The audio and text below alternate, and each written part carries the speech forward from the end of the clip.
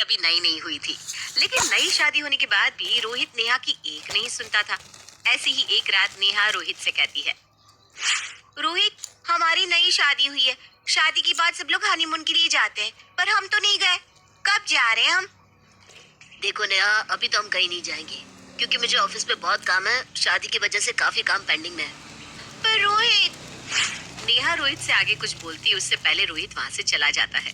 ये देखकर नेहा को गुस्सा तो बहुत आता है, लेकिन वो कुछ बोलती नहीं। आखिर बोलती भी कैसे, बेचारी की अभी नई नई शादी जो हुई थी। अगली सुबह नेहा गुस्से में खाना बना रही थी, तभी उसकी जेठानी रागिनी उसके पास आती है और उसको गुस्से में देख उसके गुस्से का कारण पूछती है।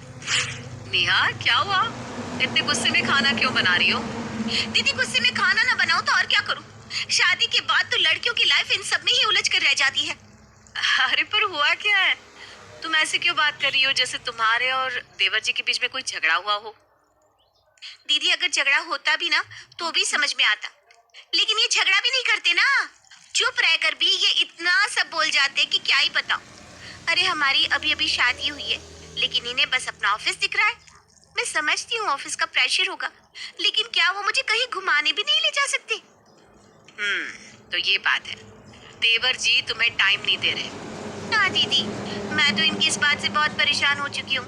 मैं इन्हें कुछ बोल भी नहीं सकती, आखिर पति जो ठहरे।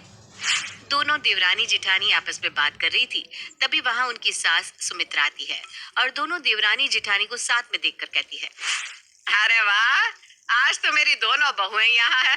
क्या बात है, घर के काम खत्म हो गए क्या?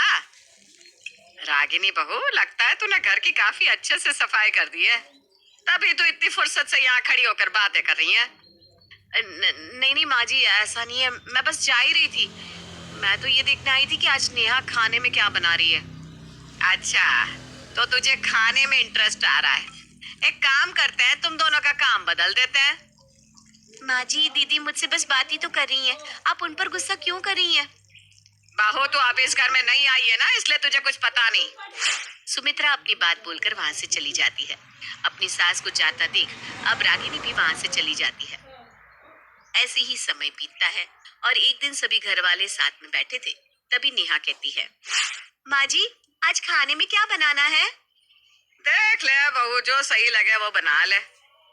माँ जी, मैं क्या सोच रही थी कि बहुत दिनों से हम कहीं बाहर नहीं गए, क्यों ना आज पूरी फैमिली कहीं बाहर चले।